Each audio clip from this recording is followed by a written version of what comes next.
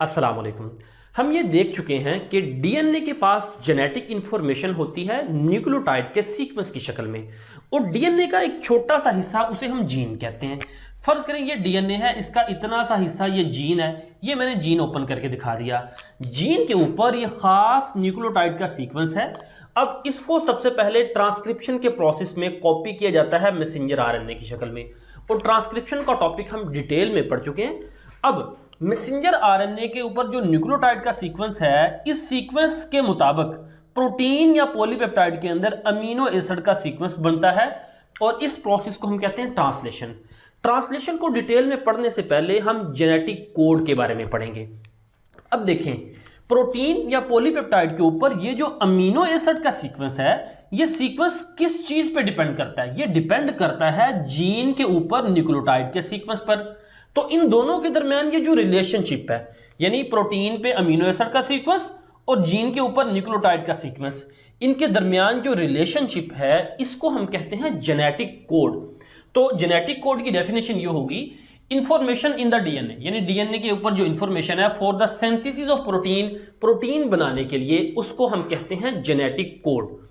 अब देखिए, किसी भी वक्त प्रोटीन बनाने के लिए पहले उस डीएनए यानी जीन की इंफॉर्मेशन से मैसेंजर आरएनए बनता है, और मैसेंजर आरएनए के ऊपर ये जो न्यूक्लियोटाइड, अब देखें इसमें सिर्फ और सिर्फ 4 न्यूक्लियोटाइड हैं जो रिपीट हो रहे हैं। कौन कौन से? Adenine, guanine, cytosine and uracil, यानी मैसेंजर आरएनए के ऊपर सिर्फ 4 न्यूक्लियोटाइड रिपीट हो रहे हैं। तो अब सवाल ये पैदा होता है कि इन 4 न्यूक्लियोटाइड से किस तरह 20 किस्म के अमीनो एसिड स्पेसिफाई होते हैं, क्योंकि प्रोटीन जो पॉलीपेप्टाइड चेन है, जो प्रोटीन है, उसमें 20 किस्म के अमीनो एसिड रैंडमली लगे होते हैं। अब फर्ज करें, हम फर्ज कर लेते हैं कि एक न्यूक्लियोटाइड एक अमीनो एसिड को स्पेसिफाई करता है। तो इस एक न्यूक्लियोटाइड से एक अमीनो एसिड बनेगा, दूसरे से दूसरा अमीनो एसिड, ये तीसरे से अमीनो एसिड, गवानीन से एक अमीनो एसिड। तो टोटल कितने अमीनो एसिड बन गए? यानी 4 × 1 4 अमीनो एसिड। लेकिन ये तो कोड मुकम्मल नहीं हो सकते, क्योंकि अमीनो एसिड तो 20 किस्म के हैं। चलो हम फर्ज कर लेते हैं कि 2 न्यूक्लियोटाइड मिलकर एक अमीनो एसिड बनाते हैं। इस टेबल में आप देखें कि 2 न्यूक्लियोटाइड मिलकर एक अमीनो एसिड को हम फर्ज करते हैं स्पेसिफाई करते हैं। 4 न्यूक्लियोटाइड इधर, 4 इधर, ये 2 न्यूक्लियोटाइड का कॉम्बिनेशन।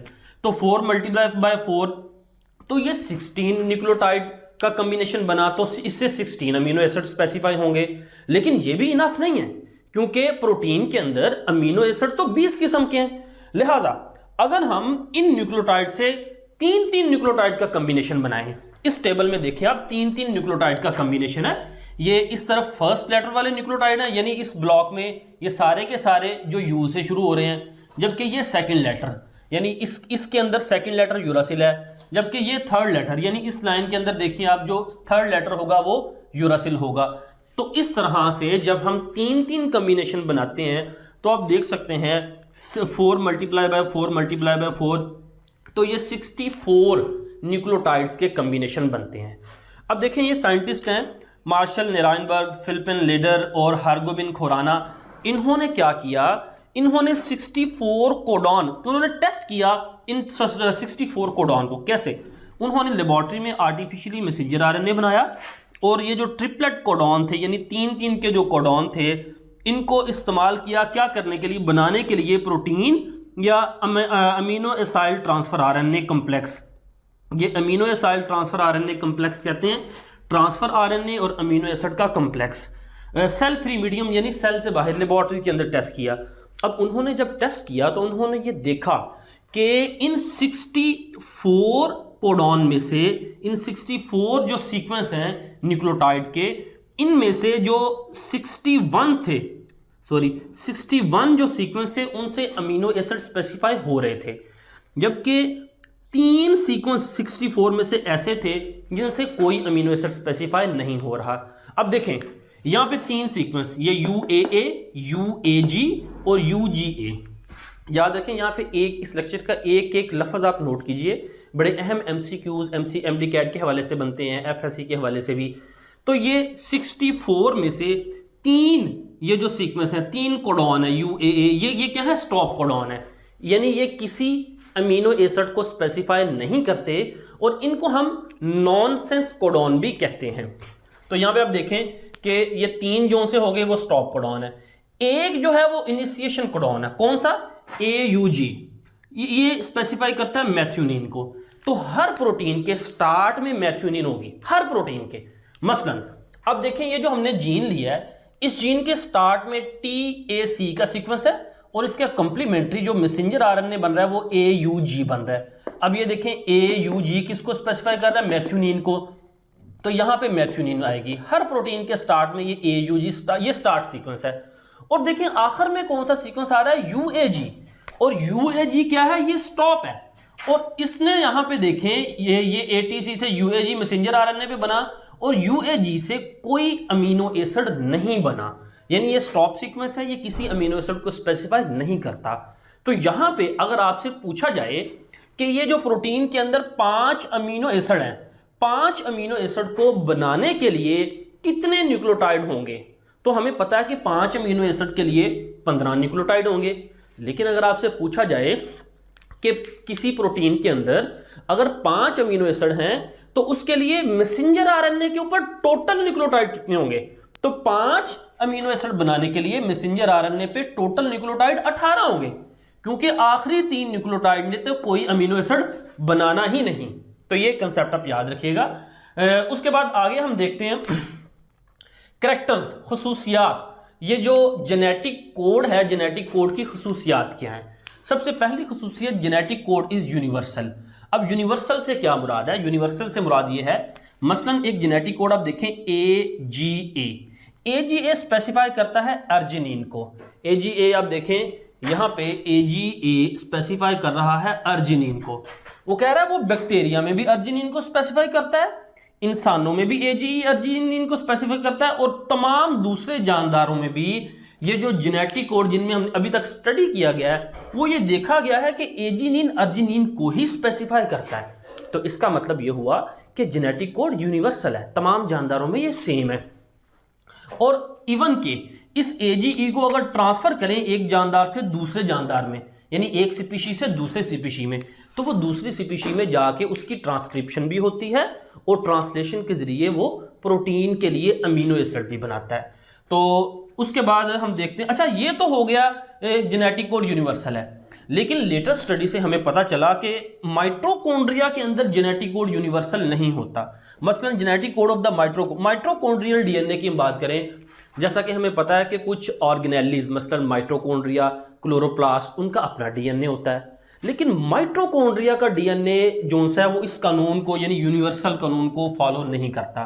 कैसे, देखें आमतौर पर ये जो UGA है ना, ये स्टॉप कोडॉन है। यहां पे आप देखें UGA ये स्टॉप कोडॉन होता है तमाम जानदारों में, लेकिन माइटोकॉन्ड्रिया में UGA स्पेसिफाई करता है ट्रिप्टोफैन अमीनो एसिड को।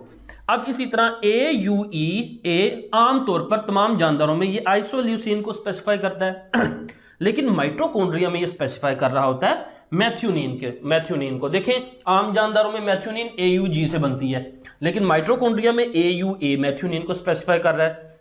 इसी तरह AGA आम जानदारों में अर्जिनिन को स्पेसिफाई करता है, जबकि माइटोकॉन्ड्रिया में AGA as a stop codon काम करता है, यानी ये प्रोटीन सिंथेसिस को टर्मिनेट करता है, जिस तरह यहां पे ये देखें UAG काम कर रहा है।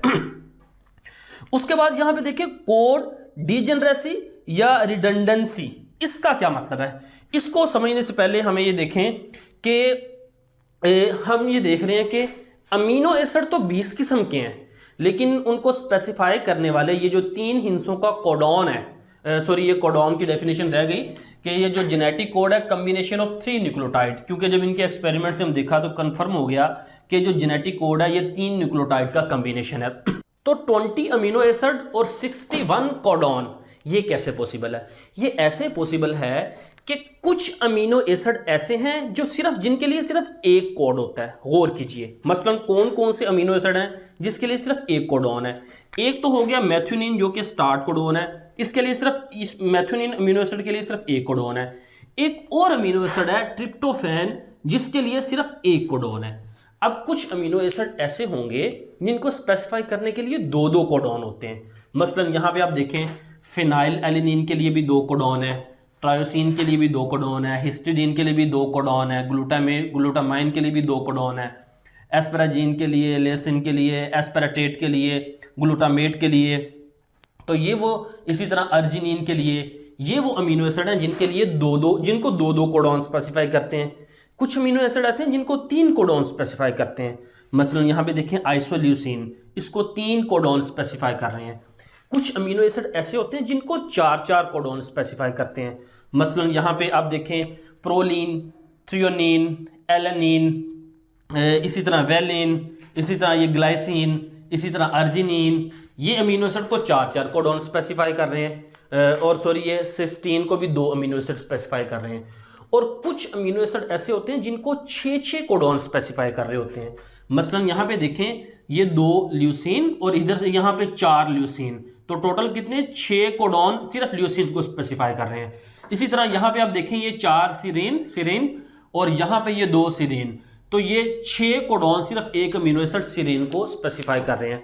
तो ये जो टेंडेंसी है, ये जो खसूसियत है, तो आप कह सकते हैं कि प्रॉपर्टी या phenomena in which more than 1 codon specify a single amino acid, this is called code degeneracy और रिडंडेंसी। ठीक है, यानी character in which more than 1 codon specify a single amino acid.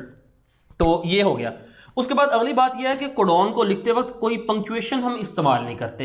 यानी जिस तरह यहाँ पे आप देखें, ये लिखा हुआ है AUG, तो हम इसको AUG ही पढ़ेंगे, इसको हम पंक्चुएट नहीं करेंगे और ना इनके दरमियान में, कोडॉन का दरमियान में कोई गैप देंगे। इनको इसी तरह इकट्ठा लिखेंगे और ये नॉन ओवरलैपिंग होते हैं, यानी ये रिपीट भी नहीं होते।